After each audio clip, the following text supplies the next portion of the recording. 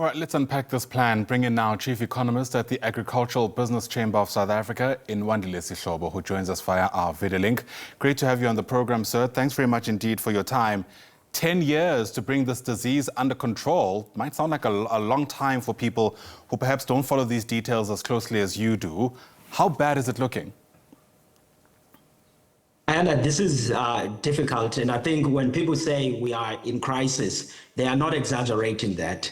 And I think we also perhaps maybe have to have an appreciation of how important the cattle industry or livestock industry is to the South African farming economy. Because when you look at our farming economy, about half of it is livestock and poultry. So we are affected in the most important part of our farming economy. As you said in the insert earlier, 2022 was perhaps maybe when all of this started really getting worse. At the time, about 6 of our 9 provinces were affected at the same time for the first time in history. And of course, right now, it has spread to a number of provinces.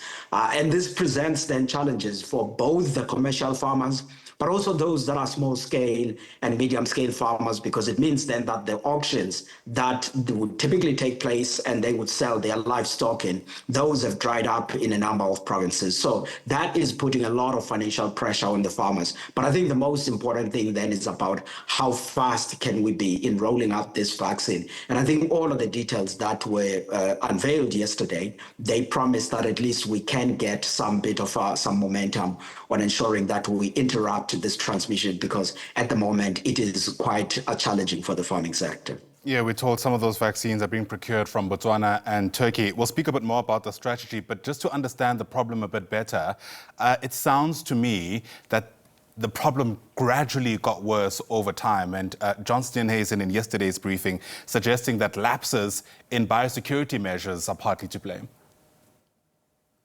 Look, there are lapses in a couple of things. Firstly, I do think that the biosecurity is a problem of everyone in South Africa. Because, if you think about countries like Australia, when you land or travel from one region to another region there's always a greater emphasis that biosecurity must be respected. And I think in South Africa, public awareness and education around this aspect is important, because people do move diseases. But also those that own livestock. If you look at a number of our former homelands and in the townships, the movement of animals is also not monitored well. But of course, those that are trading the animals as well, they need to be careful on that. There have been lapses in that perspective, perhaps maybe in the past.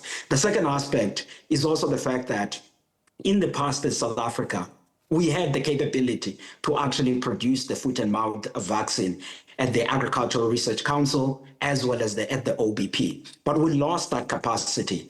Now then it's about, and I think that's part of the lapses of the past, to say, why did we allow these institutions to fail to an extent that we are now dependent on likes of Botswana, Turkey, and of course we may be importing even from Argentina. Those are some of the challenges that I think they were alluding to about the lapses, which we need to correct: the education, the management of the movement of animals, as well as the speed at which we can revive our own vaccine production in addition to the import. Yeah. As we try to course correct, John Steenhuisen speaks of a 3-phase plan in the main. First of stabilization, then consolidation and vaccination. Does that sound watertight to you? It does sound watertight. Look, there is nothing as urgent at the moment as vaccination, because people are bleeding on their cash-wise if you're looking and talking to various feedlots.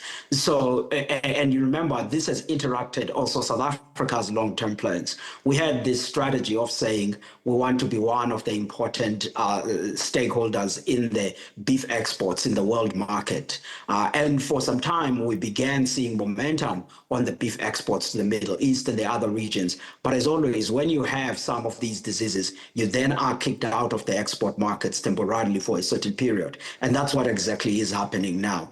And I think that if it's South Africa, then we can get through the vaccination. Once we have done that, make sure then that the phasing out and the tight surveillance in terms of the spread of the diseases, all of those measures are in place, but also education, both of the farmers and generally South Africans in the public, is something that continues for some time. I think if we apply all of those things, we could get somewhere. But I will emphasize, Anna, that all of this needs to be done quite urgently. There is just no time. Right, and I wonder whether we have 10 years, for example, to finally get to where we're hoping to be. It might be an obvious question, Wandile, but for South Africans who feel a bit detached from what's taking place in some of the country's farms, why does this matter? Why is this an important story for us to keep telling, given, of course, the attention that's been placed on the industry? I think the first one is just the importance of livestock to South Africa's everyday life. I mean, if you go to every village in South Africa, the form of wealth of some of the people is the livestock. And of course, we are talking now about cattle. But if you don't pay attention to the foot and mouth disease, it can spread and get to sheep and get to goats and the other livestock. But we are fortunate in South Africa, it's still just on cattle. So it can have the economic devastating impact on that. But also just the dominance of the livestock industry in the South African farming economy. If you allow these diseases to continue, then you can get a bit of a knock there, and the employment that the farming sector provides. We're not there as South Africa, and I think we are at a stage where we can still be able to resolve these aspects. But I would say this for South Africans: they can continue and buy their meat and continue with their braai and all of those. The meat that you see in the shelves and everywhere where you buy your stuff, that is healthy and good for South Africans to continue to consume. But for the sustainability of the farming economy and all of these supplies, this is why we are paying attention to this. And very quickly, Ayana, on this issue of the 10 years, I mean, we are not the first country to struggle with this.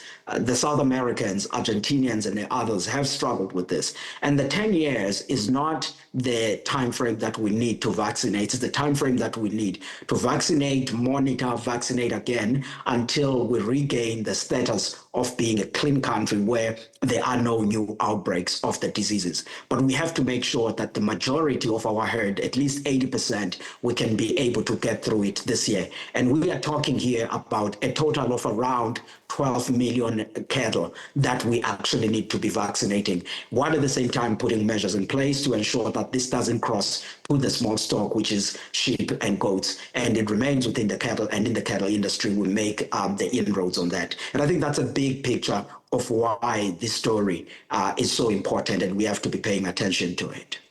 Crystal clear as always. Wandile Sihlobo, appreciate the time and the insights. Wandile is Chief Economist at the Agricultural Business Chamber of South Africa. Once again, thanks very much indeed.